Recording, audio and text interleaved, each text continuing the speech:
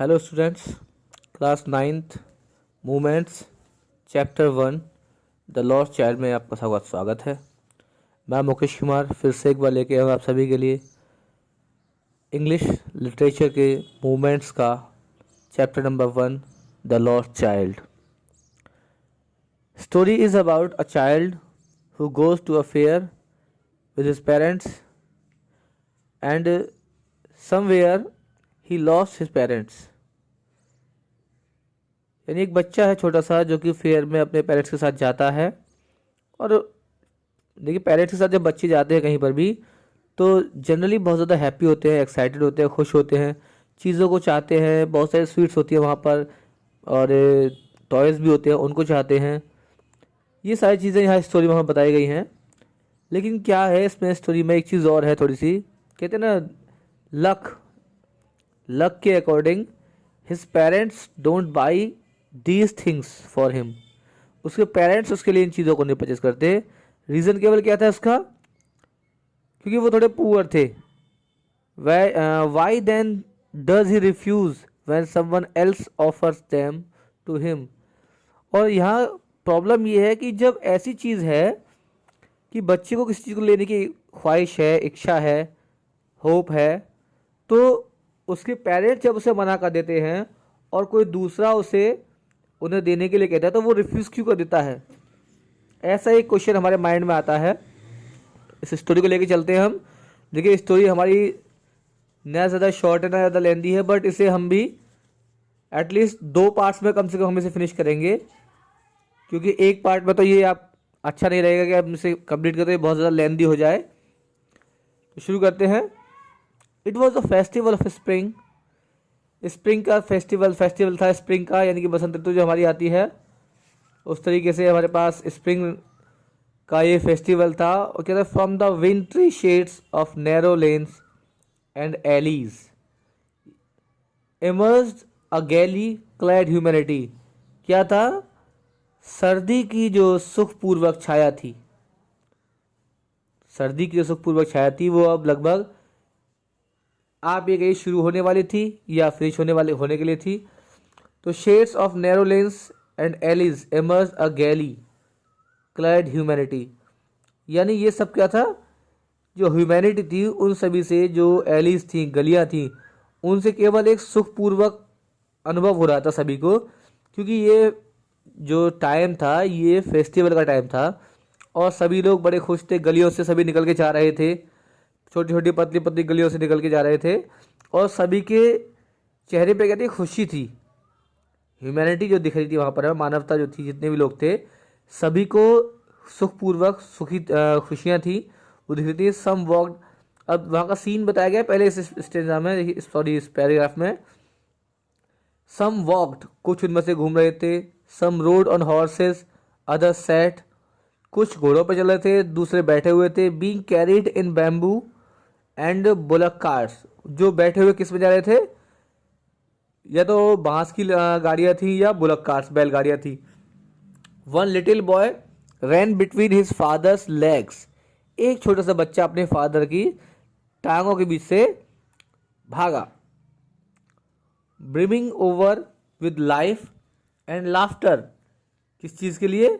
एकदम खुशी से भरा हुआ, लाइफ और लाफ्टर दोनों से एकदम ब्रिमिंग, भरा हुआ। अच्छा, ऐसा क्यों था कि वो इतना खुश था? क्योंकि भाई मेले में घूम रहा था, फेयर में घूम रहा था, तो खुश तो था ही, हैप्पी तो होता है। तो जब बच्चा ऐसे पेरेंट्स के नीचे से टांगों के बीच से गुजरता है तो पेरेंट्स उसे चिल्लाते हैं। Call his parents as he lagged behind. Come child come, fascinated by the toys in the shops that line the way. बच्चा एक्चुअली क्या था, पेरेंट्स आगे निकल गए थे, वो पीछे रह गया था। पीछे क्यों रह गया था? क्योंकि जो टॉयज थे उन सभी से बहुत ज़्यादा क्या हो गया था, वो फैसिनेटेड हो गया था। फैसिनेटेड मीन्स बहुत ही ज़्यादा उनके लिए आकर्षित हो गया था और मोहित हो गया था उन पर। उसी की वजह से वो क्या रहता, लैग्ड बिहाइंड, पीछे रह गया था। तो पेरेंट्स चिल्लाते हैं come child come. He hurried towards his parents, his feet obedient to their call. उसने जैसे ही पेरेंट्स की बात सुनी तुरंत ही उनकी आवाज़ को सुन करके उसने उनको फॉलो किया और उनके पीछे जल्दी से चला। His eyes still lingering on the recording toys, उसकी जो आंखें थी वो क्या थी, still lingering on the recording, sorry on the receding toys, यानी जो वहाँ टॉयज दिख रहे थे उन सभी टॉयज की तरफ अभी भी उसकी आंखें लगी हुई थी, वो अभी भी उन्हीं को देख रहा था. As he came to where they had stop to wait for him, he could not suppress the desire of his heart, even though he well knew the old cold stare of refusal in their eyes. तो जैसे ही बच्चा वहां अपने parents के पास पहुंचा, जहां पर वो लोग उसके इंतजार में, उसके वेट में रुक गए थे, तो क्या कर रहा है, he could not suppress the desire of his heart. उसने क्या किया, अपनी जो डिजायर्स थी, अपने दिल में जो डिजायर्स थी उन टॉयज को परचेज करने की या स्वीट्स को लेने की, उसने उन चीज़ों को अपने पेरेंट्स को शो नहीं किया. क्यों? क्योंकि even though he well knew the old cold stare of refusal in their eyes, क्योंकि वो जानता था, उनकी आंखों को देखकर कि वो समझता था कि वो उसे वो चीज़ें नहीं दिलाएंगे. पहले भी ऐसा कई बार हुआ होगा, बट फिर भी उसने क्या किया, उसके सामने, उनके सामने अपनी इच्छा थोड़ी सी रखी और क्या बोला, ही प्लीडेड, उसने रिक्वेस्ट की, आई वॉन्ट दैट टॉय, मुझे वो खिलौना चाहिए. His father looked at him red eyed in his familiar tyrant's way. Tyrant's way means वही जाना पहचाना जो रूप होता है नाराज होने वाला. तो उसके फादर ने उसको एकदम लाल लाल आंखों से गुस्से में एकदम देखा, उसी तरीके से जैसे वो अक्सर उसे देखता था जब किसी चीज़ को परचेज करने के लिए वो रिक्वेस्ट करता था, तो इसी तरह से पेरेंट्स मना कर देते थे. His mother, melted by the free spirit of the day, was tender and giving him her finger to hold, said, look child, what is before you.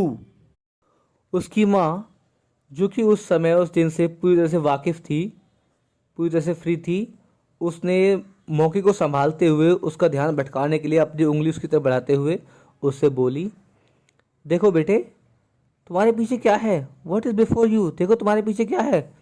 It was a flowering mustard field, pale like melting gold as it swept across miles and miles of even land. ये क्या था जिसको उसकी माँ दिखाने की कोशिश करी थी, ये एक सरसों का खेत था जिसमें क्या थे, पीले पीले सरसों के फूल थे, एकदम सोने की तरह दिखाई दे रहे थे और काफ़ी दूर तक, मीलों मील तक धरती पर फैले हुए थे, दिखाई दे रहे थे. A group of dragon flies were bustling about on their gaudy purple wings, intercepting the flight of a lone black bee or butterfly in search of sweetness from the flowers. वहाँ क्या था, ड्रैगन फ्लाइज का एक बहुत बड़ा group था जो वहीं मंडरा रहा था उस खेत पर, और रास्ते में अपने जो पर्पल विंग्स थे उनसे एकदम गुस्से में, गॉडी मीन्स भड़कीला, एकदम एंग्री होना, गुस्से में उनके बीच में खड़े थे. किन के बीच में, intercepting the flight of a lone black bee, जो ब्लैक बी थी उन ब्लैक बी की जो फ्लाइट थी उसे रोके हुए बीच में थे, क्योंकि वो ब्लैक बी क्या थी, या आप कह सकते हैं butterfly, they were in search of sweetness from the flowers, क्योंकि वो फ्लावर्स से जो मधु लेती हैं उसकी सर्च में थी. The child followed them in the air with his gaze, बच्चे ने क्या किया, उन बटरफ्लाइज को फॉलो किया, till one of them would still its wings and rest and he would try to catch it. तो बच्चे ने तब तक उनका पीछा किया जब तक कि उनमें से कोई एक हार कर, थक कर बैठ न गई हो, अपने पंखों को हिलाना उसने फड़फड़ाना बंद ना कर दिया हो, और बच्चे ने उसे पकड़ने की कोशिश की, but it would go fluttering flapping up into the air. When he had almost caught it in his hands, then his mother gave a cautionary call, come child come, come on to the footpath.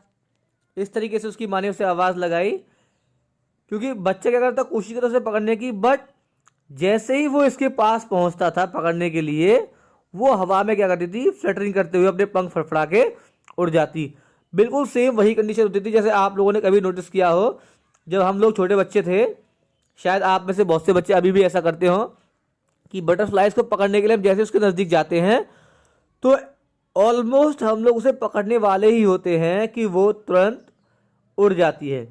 तो ऐसा ही यहाँ हुआ, बच्चा कोशिश कर रहा पकड़ने की और बार बार वो बटरफ्लाई वहाँ से उड़ जाती थी। तभी उसकी माँ ने उसे आवाज़ दी, आओ बेटे आओ, चलो फुटपाथ पे चलो। इस तरीके से उसकी माँ ने आवाज़ दी। He ran towards his parents gaily and walked abreast of them for a while, being however soon left behind, attracted by the little insects and worms along the footpath that were teeming out from their hiding places to enjoy the sunshine. वो दौड़ के अपने parents के नज़दीक पहुंचा और उनके बराबर में चलने लगा। फॉर अ वाइल, थोड़ी देर के लिए उनके साथ चला था। बींग हाउएवर सून लेफ्ट बिहाइंड, थोड़ी देर तक तो उनके साथ चला बराबरी में। एब्रेस्ट मीन्स टू वॉक नियर, यानी कि साथ ही चलने के लिए होता है, बराबर में चलने के लिए। जल्दी वो क्या हो गया था, पीछे रह गया था। कैसे रह गया था? Attracted by the little insects and worms along the footpath, क्योंकि इसने क्या देखा था, जो फुटपाथ के पास छोटे छोटे बहुत से कीड़े थे, कीड़े मकोड़े थे, जिनको वो देख रहा था। जो इस समय क्या था, जो फुटपाथ था पूरी तरह से टीमिंग था। टीमिंग मीन्स भरा हुआ था। वो लोग teeming out from their hiding places to enjoy the sunshine, क्योंकि ये लोग क्या आ गए थे, बाहर आकर के इस जो फुटपाथ था उस पर भर गए थे सनशाइन को एंजॉय करने के लिए।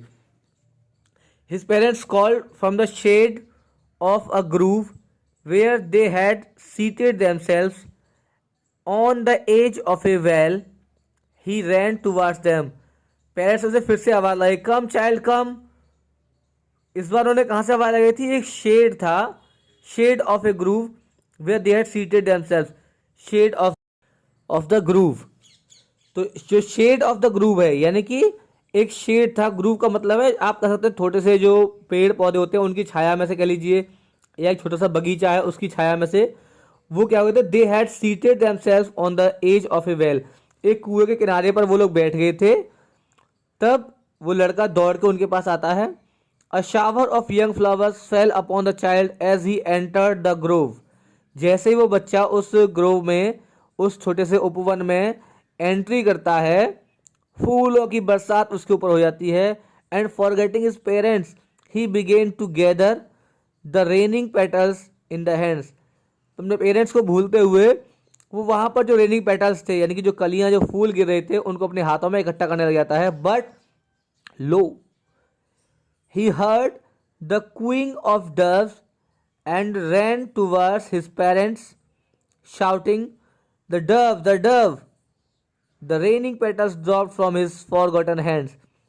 वो उनको जो रेनिंग पेटल्स को अपने हाथ में कलेक्ट करा था, तभी उसने क्या किया, एक और साउंड सुना कि लो, पैरेट से चिल्लाया। ही heard the voice of the Dove, कि उसके पैरेट से आवाज लगाई थी, डव डव डव, इस तरह से आवाज लगाई।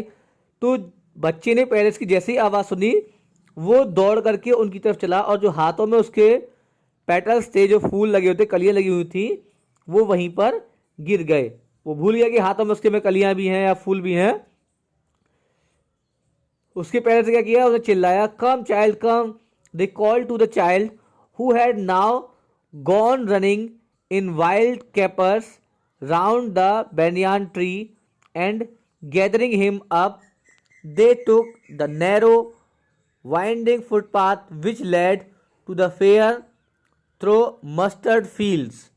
अब उन्होंने बच्चे को आवाज लगाई, जो कि इस समय क्या होता है, gone running with in wild keepers round the banyan tree, जो कि जो बनियान ट्री था, बरगद का पेड़ था, उसके चारों तरफ इधर उधर घूम रहा था। उन्होंने उसे इकट्ठा किया, किस चीज़ के लिए? वहाँ उस रास्ते पर ले जाने के लिए जो कि फुटपाथ था और काफ़ी दूर तक फैला हुआ था, जो कि उन्हें जो मस्टर्ड का फील्ड था, सरसों का जो खेत था, उससे होता हुआ मेले में लेके जाता था। As they near the village the child could see many other footpaths full of throngs covering to the whirlpool of the fair, and felt at once repelled and fascinated by the confusion of the world he was entering. जैसे ही वो लोग गांव के नज़दीक पहुंचे, बच्चे ने देखा बहुत सारे फुटपाथ से जो कि कहते हैं फुल ऑफ थ्रॉन्ग्स। थ्रॉन्ग्स यहाँ जो वर्ड यूज़ किया गया वो क्राउड के लिए यूज़ किया गया, भीड़ के लिए, जो कि कह सकते हैं फुल ऑफ थ्रॉन्ग्स, भीड़ से, क्राउड से भरे हुए थे। Converging to the whirlpool of the fair. Whirlpool का मतलब होता है एक भंवर, वर्लपूल ऑफ द फेयर यानी कि एक भीड़ का जो समूह होता है जब एक जगह इकट्ठा होता है तो एक भंवर टाइप का बन जाता है, यानी कि बहुत से लोग एक जगह इकट्ठा होते हैं, तो उस चीज़ को यहाँ पर वर्लपूल बोला गया है कि वो क्या कहते हैं, converging to the whirlpool of the fair, जो कि मेले की भीड़ में चेंज होते जा रहे थे। और उसने क्या सडनली फील किया, and felt at once repelled and fascinated by the confusion of the world he was entering. तुरंत ही उसने क्या महसूस किया कि उसे किसी ने धक्का दे दिया है पीछे, और वो क्या था, fascinated by the confusion of the world. वो इस संसार को देख करके, इस मेले को देख करके इससे बहुत ज़्यादा क्या हो गया था, कंफ्यूजन में था कि वो मोहित है इन चीज़ों से, ऐसी भीड़ को देख करके कि इसमें कैसे करेगा वो, ऐसी भीड़ को देख करके। तभी क्या हुआ, a sweet meat seller hawked gulab jamun, rasgulla, barfi, jalebi at the corner of the entrance and a crowd pressed round his counter at the foot of an architecture of many colored sweets decorated with leaves of silver and gold। तभी उसने बच्चे ने क्या आवाज़ सुनी, एक जो sweet seller था वो आवाज़ लगाता है, गुलाब जामुन ले लो भैया, रसगुल्ले ले लो, बर्फ़ी ले लो, जलेबी ले लो, जो कि कहाँ था, एंट्रेंस के कॉर्नर पे बेच रहा था। भीड़ ने उसके चारों तरफ इकट्ठा होकर के उसके काउंटर को घेर लिया, और उसने क्या कर रखा था, अपने जो काउंटर था उसे पूरी तरह से सजा रखा था, बहुत तरह तरह की उसमें मिठाइयाँ रखी हुई थी, उसमें बहुत सारी लीव्स लगा रखी थी, किसने से, सिल्वर और गोल्ड, सोने की और चांदी की, इस तरह से उसने लीव्स लगा रखी थी, यानी कलरफुल मिठाइयाँ लगा रखी थी। और उससे चाइल्ड ने क्या किया, the child stared open eyed and his mouth watered for the burfi that was his favourite sweet. बच्चे की जो आंखें थी वो वहीं पर उस पर लगी रह गई, उसने खुली आंखों से उसकी तरफ देखने लगा और उसके मुंह में पानी भर गया, क्योंकि उसने क्या देखा था, बर्फी उसकी फेवरेट स्वीट थी, और उसी बर्फी को देख करके उसकी आंखों मुंह में पानी आ गया, और वो क्या बोला, I want an barfi, he slowly murmured, धीरे से बोला वो अपना कि मुझे वो बर्फी चाहिए। But he half knew as he begged that his plea would not be heeded because his parents would say he was greedy।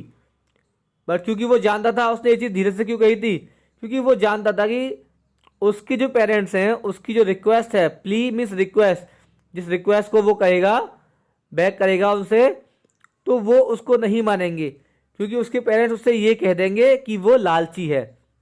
So without waiting for an answer he moved on, इसलिए बिना अपने parents का answer जाने वो वहां से चल दिया। A flower seller hawked a garland of gulmohar. अब एक जो फ्लावर सेलर था वो आवाज लगा था कि भाई गुलमोहर की माला ले लो, द चाइल्ड सीम्ड इररेजिस्टिबल ड्रॉन। बच्चा आधा थका हुआ सा था, इररेजिस्टिबल ड्रॉन मीन्स आधी तरीके से, आधा थका हुआ सा और तैयार। So he went towards the basket where the flowers lay heaped and half murmured, I want that garland। वो उधर ही उस बास्केट की तरफ गया, टोकरी की तरफ गया, जहां पर वो फूल जो थे एक जगह रखे हुए थे, और धीरे से वो आधा क्या बोला, अपनी बातों में एकदम मनी मन में बोला, मरमराया, मरमर्ड मीन्स धीरे से बहुत बोला, मनी मन में ऐसे बोलते हैं, मुझे वो गार्लैंड चाहिए, मुझे वो माला चाहिए। But he well knew his parents would refuse to buy him those flowers because they would say that they were cheap. So without waiting for an answer he moved on. But वो इस चीज़ को जानता था कि उसके parents उसे नहीं दिलाएंगे और मना कर देंगे उस चीज़ के लिए, क्योंकि उन फ्लावर्स के बारे में वो क्या कहेंगे, वो उससे कहेंगे कि ये बहुत ज़्यादा कैसे हैं, चीप हैं, सस्ते हैं। सो बिना किसी आंसर के इंतजार की प्रतीक्षा किए वो वहां से चला गया, मूव हो गया। आज के इस पार्ट में हम केवल यहीं तक इसको वीडियो को करेंगे, चैप्टर का एक्सप्लेनेशन यहीं तक करेंगे, पेज नंबर 3 तक है, मूव्ड ऑन तक। नेक्स्ट वीडियो में से आगे कंटिन्यू करेंगे, तो बने रहिए आप लोग, नेक्स्ट वीडियो का वेट कीजिए। Thank you, have a good day.